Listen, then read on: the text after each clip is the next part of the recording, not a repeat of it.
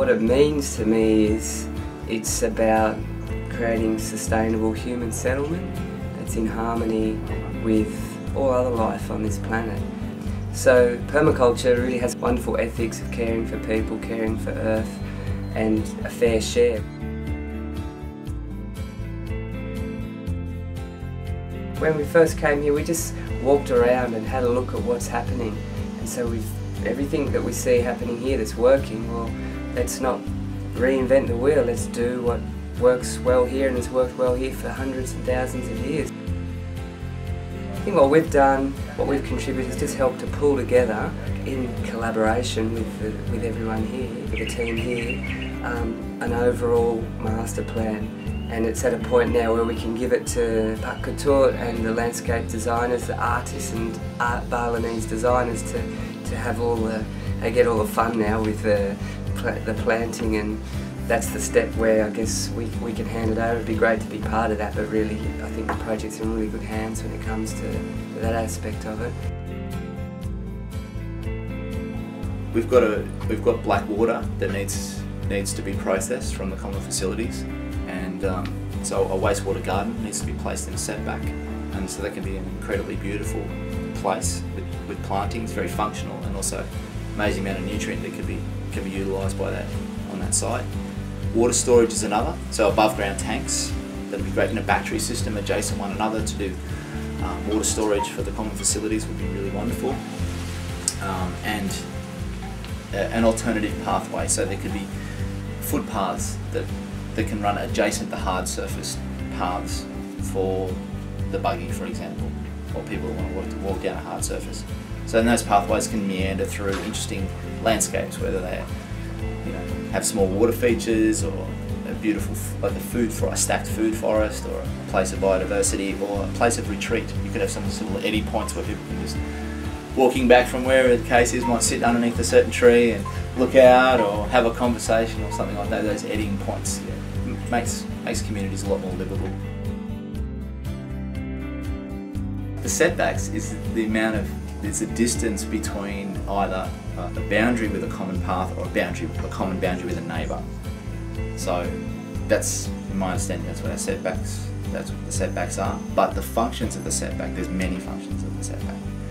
So the functions of the setback would be, I guess, first and foremost on that site would be water movement, or surface water movement, and then moving that surface water to where it's either needed or where it can be exited in extreme rainfall events. And so in that surface water movement, we're looking at things like swales, which are drainage trenches or trenches on contour, or they could be going down the contour slightly, and mounds, which are like they're earth mounds that either retain water or move water, which also become places to plant things. The setbacks would also include Zone 2 plantings, like our food plantings. It would also include privacy. It would include consideration for creating shade, biodiversity, and it's also going to, I guess, the setbacks are wonderful because it's what distinguishes, it's one of the other, like the micro details that would distinguish, say, Taman Petanu from a regular neighbourhood, where the communities got together and have agreed, okay, we'll have X amount of setbacks, and because it's going to have like a really positive influence on the feel of the community, and they're the unquantifiable elements that we need. We rarely talk about in mainstream society. We just make reference to.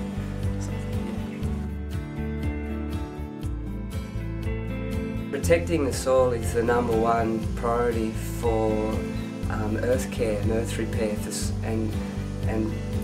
so that's a big challenge for the site. But I think that we worked through a process of looking at water movement, and from our first visit here in July last year to where we are now, I think we've, based on our work with the team here, the approach is about moving water to where we need it to go, and following patterns in nature so that we're not creating an unnatural scenario.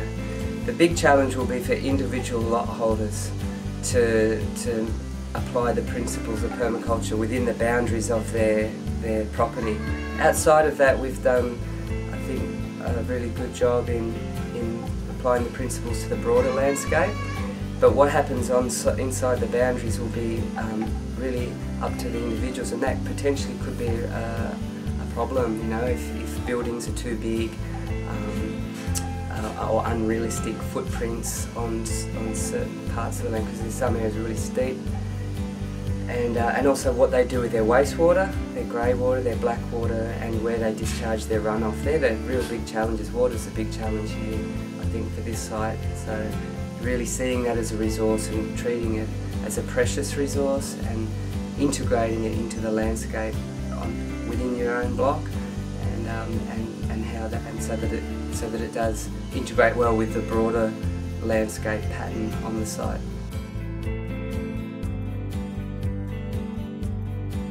With the residents that are there, like, it's a beautiful integration of people that, to start with, that, you know, you've got like a group of people that want to live together. They want to demonstrate sustainability, and they want to live together sustainably as much as they can. I think just to start with, I think that's the starting point, to have that intention. That's the most critical thing, which would come down, I would assume, to people's personal ethics. So if people want to come together because they care about each other, they want to build something that they're caring for the earth, and then the fair share, just the way that we've been going through this whole, the setbacks, where some properties have larger setbacks than others. Just the communication between the residents and how much flow there is, and how people are already working together and, you know, and sharing the space. That's incredible. So from a permaculture perspective, on that broad scale, it's wonderful. The idea of being able to meet as many of the energy needs as possible, particularly like water, from the site, is really exciting. Working with nature, that's what I see. That's the big principle that's coming through too, with how people want to live together. And I think that it's a neighbourhood of people that want to grow old together, and then have progeny that can continue to live there too, and that's really inspiring. Eco-villages that are designed with permaculture principles want to remain on the planet. They want to be sustainable. They're mindful of how much, you know, where their inputs are coming from, how much of an energy footprint they're having, what sort of a demand they're having elsewhere. And I think that's particularly important in Bali, where you've got like what could be seen as a disparity of wealth. But what I like in Taman Petanu is that what seems to be a similar harmony in living. You know, what you look at when we see in kampung areas in Bali specifically, and that joy in living in that environment. And what happens in Taman Petanu, for example, is there's that joy that's already there. Anyone out there listening, you know, really challenge you to pick up a permaculture manual, Google the net, look at what people are doing out there, and get inspired from it, and see that, yeah, there's some great, all the solutions are there. We don't need to create any more solutions. They're there, it's all there, ready for us to say, come on, you know, make it happen.